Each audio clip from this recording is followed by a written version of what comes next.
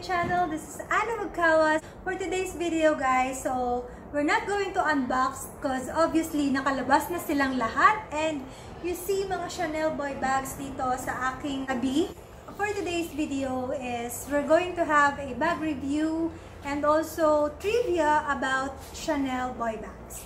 But before we start, gusto ko munang mag-thank you to Sis Ria Kapulong for this cute dress. Thank you so much, Sis Ria. And also, I'm inviting everyone, yung mga new viewers natin dyan. If hindi pa po kayo nakasubscribe, please do click the subscribe button and ring the bell para updated kayo every time may bago tayong uploads. Guys, disclaimer muna tayo. So again, hindi po ako expert and hindi po ako nagmamarunong. So I'm just sharing my views, opinions based on what I have, based on what I see, and based on kung ano yung mga nababasa namin. So, gusto ko lang i-share sa inyo through these videos para lang at least meron tayong knowledge, especially para dun sa mga nagbabalak na magkaroon ng Chanel bags. So guys, if you wanna know more about Chanel boy bags, then stay tuned and watch me.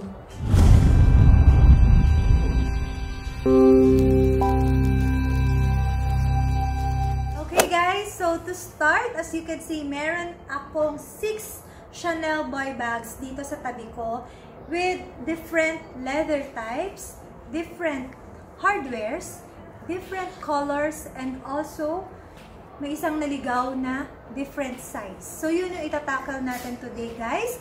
But before that, kailan nga ba na-release si Chanel boy bag? So guys, this bag was released in spring of 2012.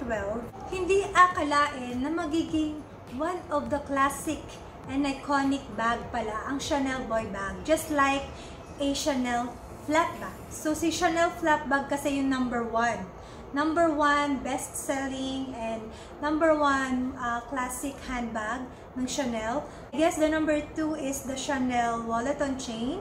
If hindi ako nagkakamali And naging number 3 si Chanel boy bag. And alam nyo ba na may story behind the name of Chanel boy bag? So it was inspired by the life of Coco Chanel at kinuha yung pangalan na boy bag sa name ng kanyang ex-lover, Boy Capel. Tama ba? Okay, basta yun. Mag-research kami kanina. Over the years, karoon na iba't ibang releases, iba't ibang designs, iba't ibang colors and hardware ang Chanel boy bags. They first introduced this bag in smooth leather. But now guys, diba, mas gusto natin si caviar, diba? But of course, kanya-kanyang choice yan. Yung iba naman, preferred nila yung lambskin leather. So guys, papakita ko lang sa inyo. So ito yung lambskin leather. And yan yung smooth yung kanyang texture. And this one naman we have is the caviar leather. So siya yung grainy, yung magaspang kapag hinawakan natin. And very visible, makikita nyo agad yung texture niya, na very visible yung kanyang mga grains.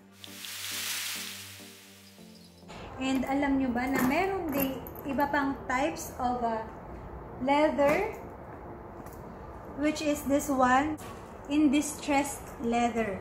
So kung mapapansin nyo, iba siya, yung parang may kulukulubot, yung parang akala mo luma or akala mo gusot, pero yun talaga yung natural texture niya. So smooth din siya, pero pag titingnan mo siya, para siyang may mga parang kulukulubot. And also, meron tayong tinatawag na patent leather. So, this one naman guys. So, si patent leather naman, siya yung parang plastic ang dating. So, makintab siya, shiny, very shiny. Yan. So, ito yung patent leather. Smooth and shiny. Parang medyo metallic din ang dating.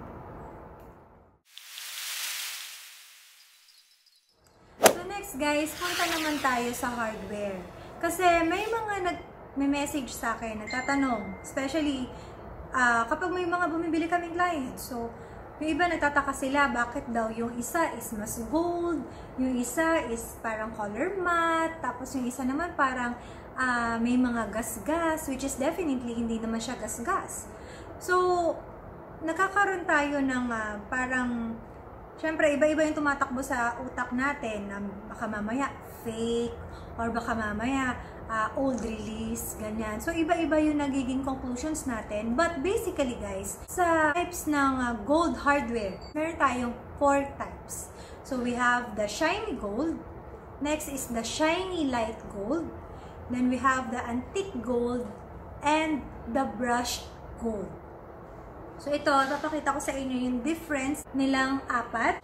So, para dito sa red bag, guys, ang ginamit is antique gold. So, kung mapapansin nyo, para siyang mas bronzy yung color niya. Yung parang talagang kulay luma.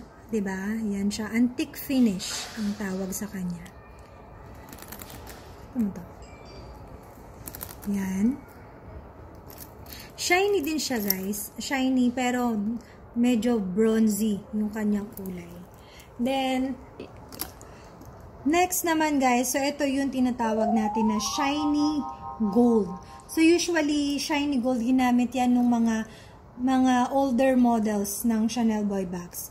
So yung tipong yan yung talagang nangingintab sila. Super shiny gold sila. There. And then this one, guys, as you can see, ito yung tinatawag natin na shiny light gold. So, medyo parang pale yung pagka-gold niya. Hindi siya gold na gold talaga. Yan, kaya yun yung tinawag sa kanya. So, shiny light gold. Yan siya. And here naman, yung tinatawag natin na brushed gold.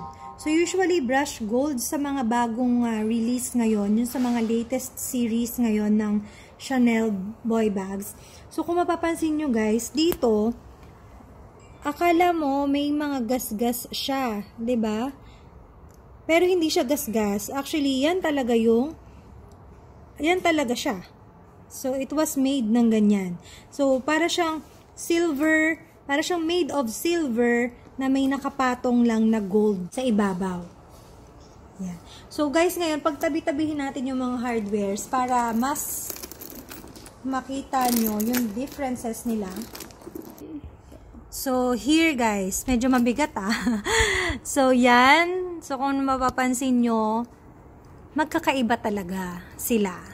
Kasi minsan nalilito tayo kung ano, nakakalito naman din talaga, guys. So, this one is the shiny gold. Then, we have the antique gold.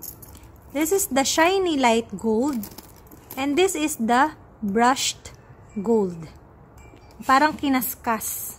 Kasi siguro tinawag na brushed. Yan. Here. Okay. Well, ito namang patent boy bag na hawak ko, guys. This one comes naman in shiny silver hardware.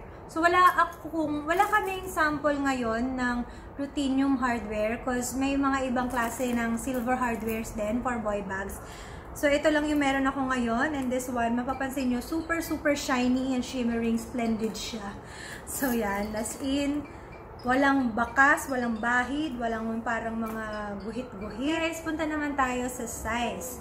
So, as you can see, meron tayong naiibang size dito, which is itong black dito na in shiny gold hardware, lambskin leather. So, this one, guys, is in new medium size. Basically, bigger than the old medium size.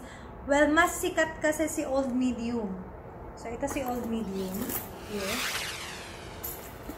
So, ito smaller. But, yan. Pakita ko lang sa inyo. 1-on-1. Side by side.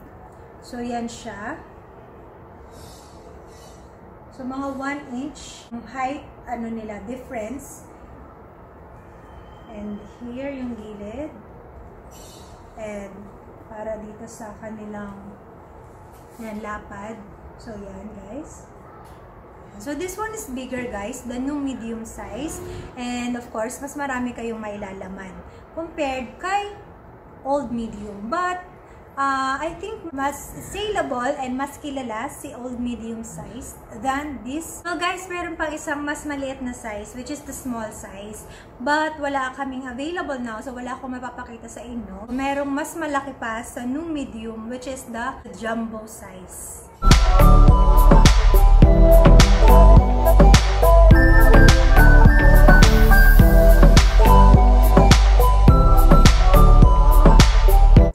So guys, punta naman tayo sa type of quilt na ginamit sa bag. So obviously, this one, we have the classic quilt bag. So ito yung pinakasikat at pinakakilalang-kilala natin. And also, ito namang style, yung parang pa-V-shape, is yung tinatawag na chevron type. Yung iba, mas nagugustuhan nila si chevron kasi kakaiba. So parang at least hindi ganun ka-common daw. While yung iba naman, they stick to the classic one. So guys, before tayo mag-end, I wanna share to you this blue patent bag. So kung mapapansin nyo guys, iba din yung kanyang CC logo clasp. So this was made in plexiglass. So hindi siya made of metal. So plexiglass yung ginamit sa kanya guys. Here. Yan. This bag was released year 2015 and this is a limited edition guys. Yon, so petrol blue bag ang tawag sa kanya in patent leather.